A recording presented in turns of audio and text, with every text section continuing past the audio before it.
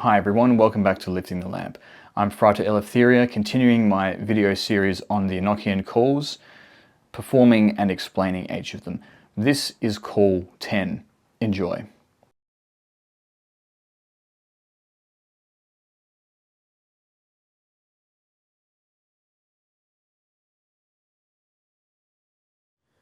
The thunders of judgment and wrath are numbered and harboured in the north, in the likeness of an oak whose branches are 22 nests of lamentation and weeping laid up for the earth, which burn night and day, and vomit out the heads of scorpions and live sulphur mingled with poison.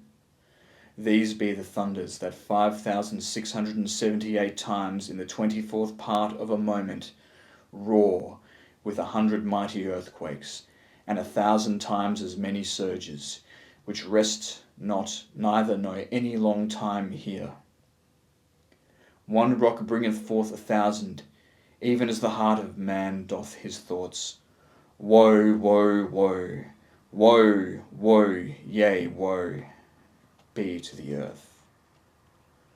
For her iniquity is, was, and shall be great. Come away, but not your noises.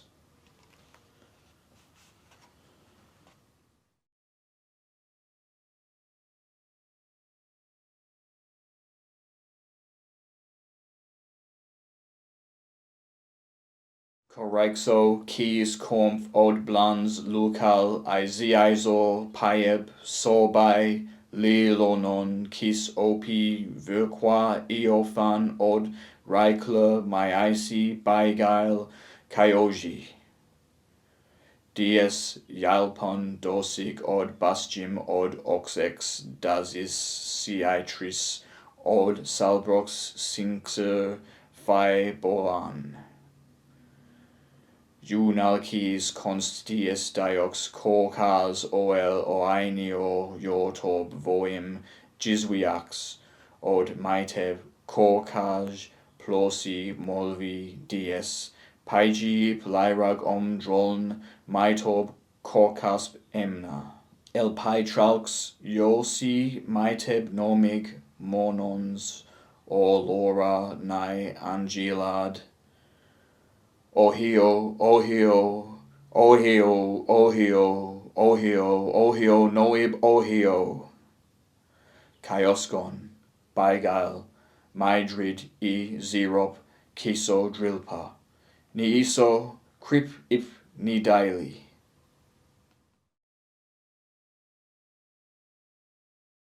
So Call 10 occurs in the north, repeating the neat kind of cardinal symbolism. And we encounter an order of angelic being known as the thunders of judgment and wrath. Again, continuing the apocalyptic symbolism of the remainder of the calls from here on in. And we come across these vengeful angelic beings who vomit out heads of scorpions, sulfur mixed with poison, and fire. And so we see here a kind of a parallel with the first and second woe of the book of Revelation. In the first woe, we see the opening of the bottomless pit and the release of the angel Abaddon or Apollyon, and that angel's kind of legions, which appear as vengeful angels with a scorpion's tail for stinging. And the second woe, which is related to the sixth trumpet, as the first woe is related to the fifth trumpet in Revelation, we see beings on horseback, these steeds that vomit fire and vomit sulfur. So very similar symbolism to what we see in this call. And just in case there was any doubt that these angelic beings were paralleled in the fifth and sixth trumpets of the book of Revelation, which are also called the first and second woes, we have the phrase woe repeated in this call as it is in Revelation. Woe, woe, woe, to announce the coming of the woes. And the picture that now seems to be painted in Call 9 and 10 is that there are these vengeful angelic beings. There are these these angelic beings that execute divine judgment, that are stored up in these different levels of the heavens, who will be released in the end times. And there seems to be within Call 10 itself a certain reluctance, like, we invoke you, but we don't want you to fully come, because that will mean that the end is at hand, as kind of expressed in the phrase, come away, but not your noises. As with the previous vision of the previous call that I had, there is a theme of judgment that I received, and how that will occur, and how it's related to divine revelation, in fact, but also, symbolism to do with storms and thunders, very much in keeping with the language of the call itself.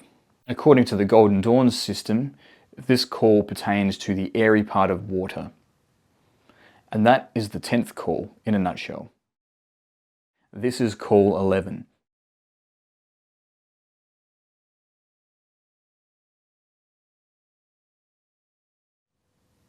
The mighty seat groaned, and they were 5.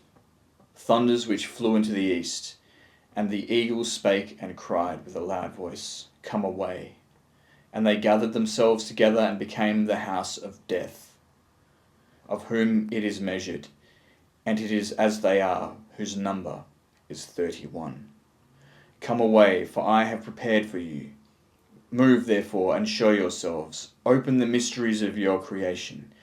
Be friendly unto me, for I am the servant of the same your God, the true worshipper of the highest.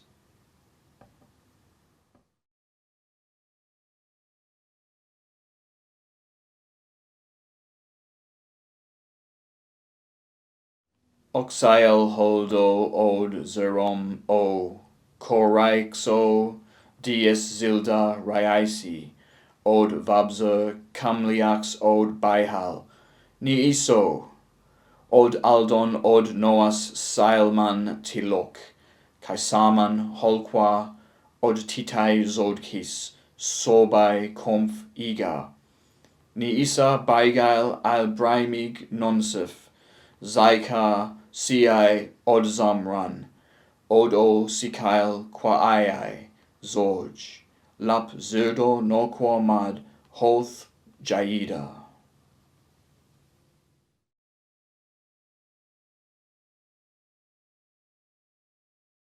So in this call, we're again introduced to thunders, which are numbered this time. There are 5 thunders which flew into the east, according to this call. Now, as I've sort of explained in previous videos in this series, at a certain point in the calls, the sort of neat progression through the cardinal points around and around breaks down.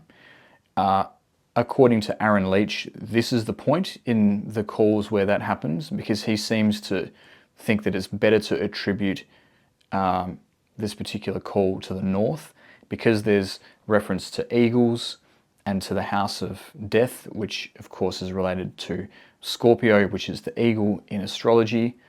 For all those reasons, he places this region of the heavens in the north, and that they just fly into and that the thunders fly into the east. But I think that the reference to the east is intended as the reference to the cardinal point that corresponds to this call, and that there is still a continuation of that system within the calls. And the reasons why I don't think that that this is the north is that although there's references to the eagle, rather than being a reference to the cherub of Scorpio, I think that perhaps this is sort of riffing on the symbolism of the eagle as it's used in, say, the book of Revelation as a harbinger of woe and judgment and destruction, as we see in the book of Revelation, and which those chapters were referred to in the 9th and 10th calls. And I don't even necessarily think that the reference to death here can be seen definitely as a reference to Scorpio. I don't think that the attribution of different symbolism to different signs of the zodiac is necessarily permeating the symbolism of the calls that much. But that's just my opinion.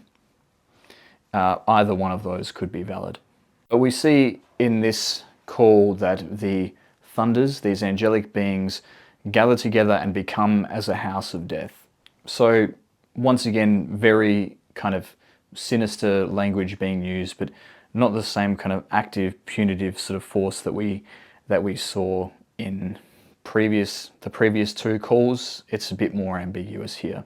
The Golden Dawn attributed this call to the earthy part of water, and when I scryed this call, or the level of the cosmos opened by this call, I got a lot of symbolism to do with sacred geometry and the sort of sacred energetic patterns that represented the divine governance of the cosmos and the way that those could crystallize and take physical form and capture something of the light of the divine in physical matter.